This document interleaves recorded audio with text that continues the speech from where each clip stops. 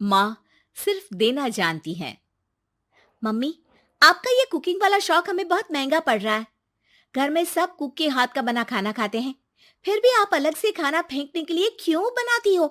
पता भी है कि इस तरह कितना पैसा खर्च होता है। अरे पर बहू, मैं तो सब रोहित के पसंद का खाना बनाती हूँ। मम्मी, वो सब मुझे बचपन में पसंद था। अब इतना तेल खिलाकर बीमार करोगी क्या? वैसे भी मैं पूरा समय कभी क्लाइंट तो कभी बॉस के साथ मीटिंग में रहता हूँ। इसलिए आप अपनी बर्बादी को मेरा नाम तो मत ही दीजिएगा। ये है पिंकी की सास निर्मला, जिन्हें सबको अपने हाथ का खाना खिलाना बहुत अच्छा लगता है, लेकिन राहुल और पिंकी को ये पसंद नहीं है। इसी के चलते वो निर्मला को खाना बनाने के लिए 10 बातें सुनाकर वहां से चले जाते हैं। मेरे मन में तो सिर्फ अपने बच्चों के लिए प्यार है, पर शायद अब उन्हें मेरी जरूरत नहीं है। मुझे गांव वापस चले जाना चाहिए। जहां एक तरफ निर्मला दोबारा गांव जाने के बारे में सोच रही होती है, वहीं उसका पोता परम अपनी दादी के शौक को प्रोफेशन में बदलने का आइडिया सोच रहा होता है। अगली सुबह निर्मला गांव वापस जाने के लिए कपड़े पैक कर ही रही होती है कि परम फोन लेकर दादी के पास पहुंचता है।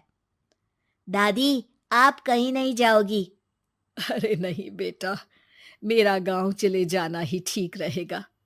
इससे तुम्हारे मम्मी पापा की सारी दिक्कतें भी खत्म हो जाएगी। दादी, वो तो ना आपके आने से पहले कम थी और ना ही आपके जाने से खत्म होगी। उन्हें हमेशा पैसों की टेंशन में ही रहना है। मेरे पास आपको यहाँ रोकने का आइडिया है। आइडिया? मतलब, मैं कुछ समझी नहीं। इस पर परम अपनी दादी को YouTube खोलकर उसके बारे में सब कुछ बताता है, जिसे सुन दादी कंफ्यूज हो जाती है। अरे बच्चे, तूने इस बुढ़िया के बारे में इतना सोचा, वही बहुत बड़ी बात है। देख, मुझे ये सब समझ में नहीं आता। तू मुझे जाने दे बेटा। अरे दादी, इसमें कुछ मुश्किल नहीं है। मैं हूं ना हेल्प के लिए। आप बस खाना बनाओ, और पता है, YouTube की मदद से आप अपनी स्पेशल रेसिपी लोगों को सिखा भी सकती हो। अच्छा, ऐसा भी हो सकता है? मतलब, बस घर बैठे मैं दूसरे लोगों को सिखा दूंगी?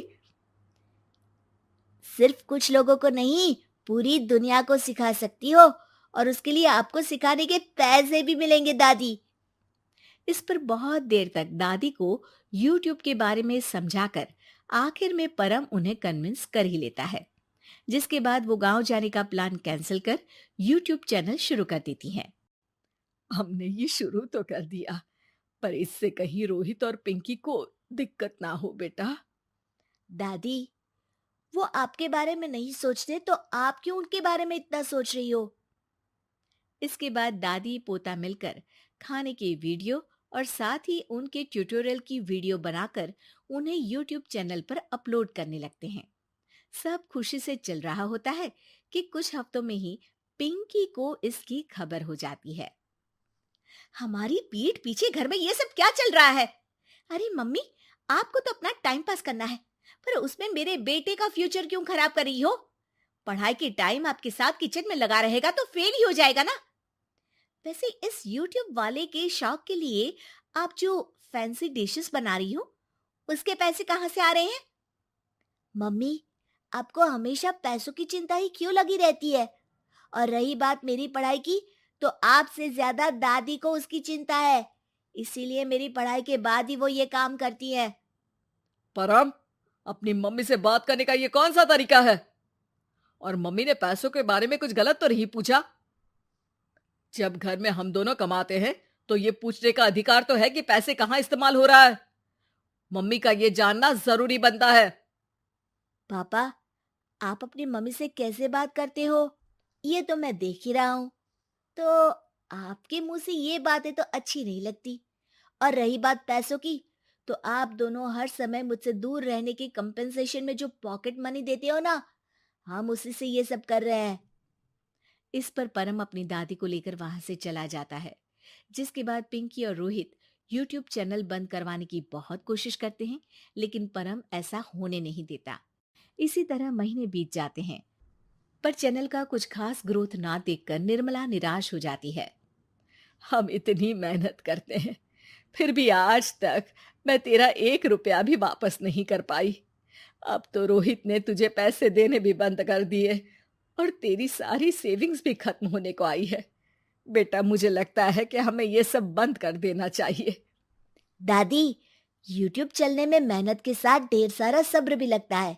देखना, कुछ महीनों में सब सिर्फ आपको ही देखेंगे, और अगर फिर भी कुछ नहीं हुआ तो बंद कर देंगे। परम की बात से दादी मान जाती हैं और वो अपना काम जारी रखते हैं। अगले ही महीने पूरी दुनिया में लॉकडाउन लग जाता है, जिसमें सब घर में तो बंद हो जाते हैं, लेकिन साथ ही पिंकी की जॉब चली जाती है और रोहित के ऑफिस में भी ज्यादा अच्छे हाल नहीं होते। लेकिन वहीं लॉकडाउन के असर में निर्मला के सब्सक्राइबर्स और व्यूज बढ़ने लगते हैं। देखा दादी, मैंने कहा था ना, एक दिन सब आपको ही देखेंगे। अब तो आप बस रोज एक वीडियो अपलोड करो और जादू देखो।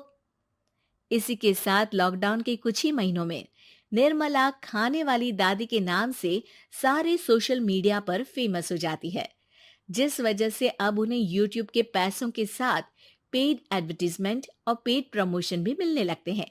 उन्हीं पैसों की मदद से निर्मला अब बेटे बहू की नौकरी ना होने पर घर का खर्चा भी चलाने लगती हैं, जिसे देख रोहित और पिंकी को भी अपनी गलती का एहसास होता है और वो सब मिलकर निर्मला को सपोर्ट करने लगते हैं।